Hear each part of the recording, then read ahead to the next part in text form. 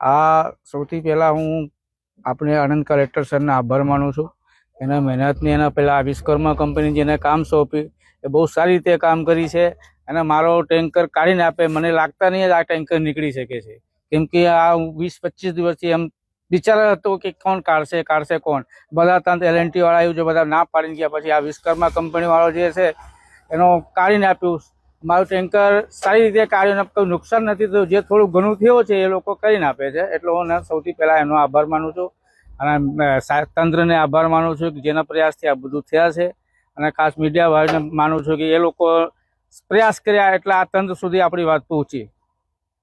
કેવી લાગણી હવે તો મને બહુ સારું લાગે છે. આજે કેટલો હપ્તો ભરતા હતા આનો? હપ્તો મારો તો એનો 86,000 મહિનાની હતા.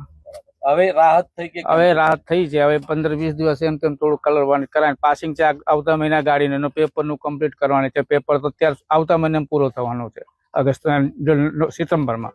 પછી એનો ખર્ચો થોડુંક તો ફેરફાર પડ્યું છે, પણ હવે ઠીક છે. આ તો એક્સિડન્ટ હતો એટલો કઈ કહેવાય નહીં. અચ્છા, જે વિશ્વકર્મા કંપનીએ આપને ટેન્કર રિપેર કરીને આપી છે, શું કહેશો એ બાબતે? એ ભાઈને સૌથી હું શું કહ્યું છું કે એનો જેવું કામ જે રીતે કરીને આપ્યું છે, આપણા કામમાં એને એટલું સરસ લાગ્યું કે એના આવડે ગાડીમાં કઈ નુકસાન નથી થયા.